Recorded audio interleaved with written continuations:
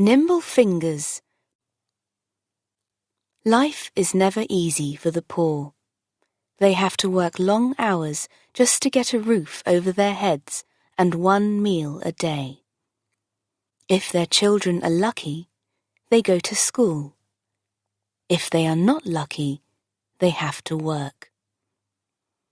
Krishna, who tells this story, is not lucky.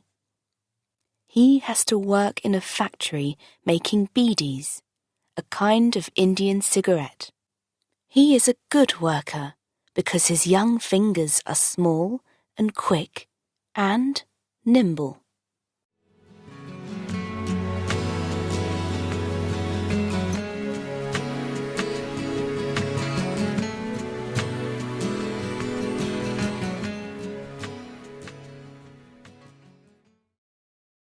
I cannot read or write, but I can count, but only up to 1,500, because that is the number of beedis that I need to make in a day. My life is easy to explain. If I wake up early, I can play for about 1 hour, or until the sun begins to light up the eastern sky. For that 1 hour, I am free. As free as the birds which sit on the tree outside my home. My home is a hut with a roof of dried leaves. It is very small, but the 3 of us can just sleep in it, and I go away really early and come back in the nights, so only my mother and my little sister are there in the daytime. In the nights it is a bit crowded. When we sleep, my arm is often around little Tangachi, or Amma's thin foot is resting on my leg, but it doesn't matter. The other day I asked Amma, "How old am I?" She counted on her fingers. 6. 6 sounds very small when you think about 1,500 beedis, but Sami, the owner of the factory where I work, always says that I have nimble fingers.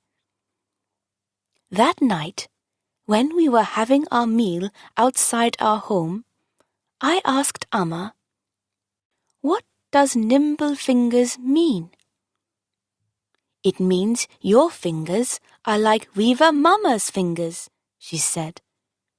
"When your uncle spins his cloth, have you seen how quickly his fingers move, pulling the threads this way and that way?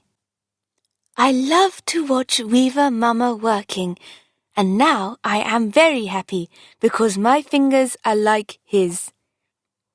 I asked Amma one more question while we drank our rice soup.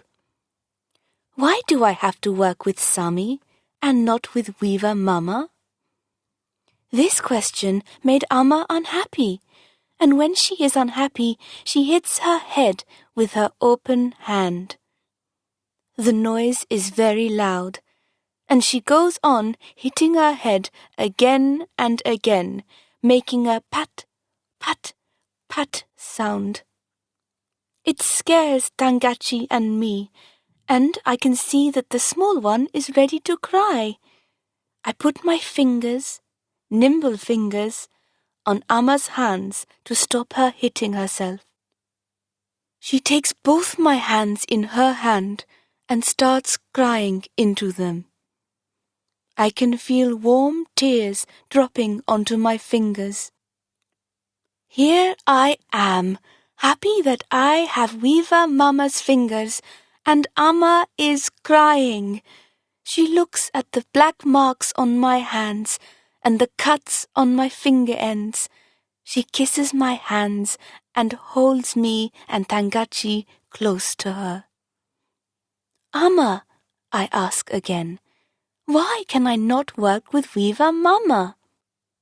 Tangachi is pushing her finger into my back.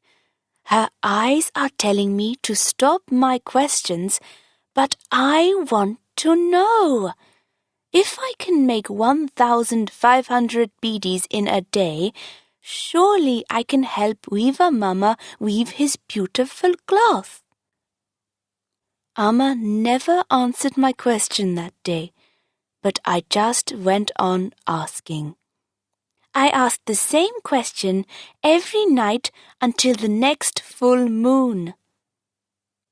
That night, Tangachi was already asleep. Amma and I were sitting outside watching fireflies dancing in the moonlight. Amma held me close to her and said, "Krishna, you have to work all your life with Sami, the bonded labor man. You have to do this to pay back your grandfather's debt. You cannot work for another person because your grandfather has taken 5,000 rupees and sold you to Sami. All your life you will have to work for him in the same way as your father did."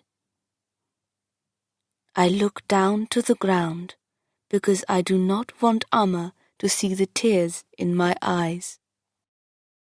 I am a brave boy, you see, but suddenly my nimble fingers don't feel so nimble anymore.